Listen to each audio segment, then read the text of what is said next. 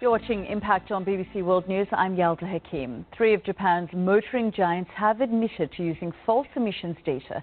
It's the latest product quality scandal to hit the country's auto sector after Nissan revealed last month that it had falsified test results. Suzuki said that of almost 13,000 cars tested for fuel economy since 2012, around 50% had been inspected improperly.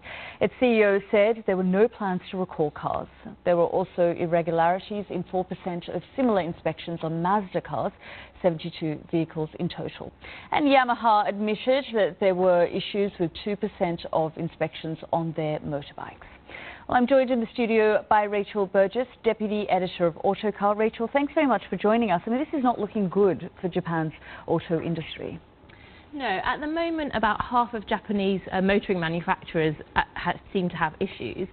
That said, it is very small scale, and I think we need to keep it in a real perspective compared to someone like Volkswagen. You know, the difference here is that Volkswagen, obviously a huge Dieselgate scandal, they use physical devices in their cars to cheat tests.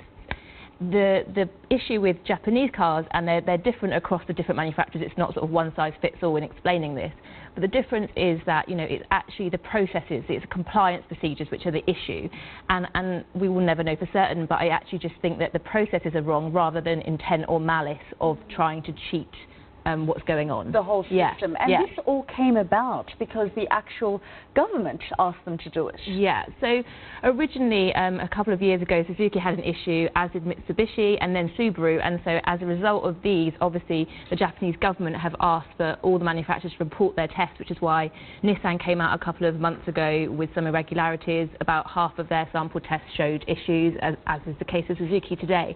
So I'm not really surprised, because obviously they're having to report everything now, and I think it's just a really good opportunity for the Japanese industries to look at the way they do things, because, you know, they're really not to blame in the way that some other broader manufacturers are. You mentioned Volkswagen. I mean, they have said here in Japan that they're not going to recall cars, and I assume no compensation for people either?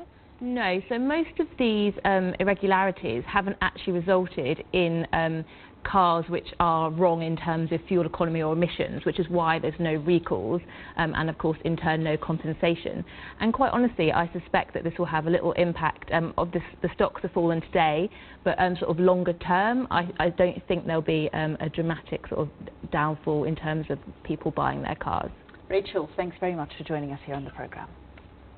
Now, Taiwan has dismissed a Chinese plan to link the two with an undersea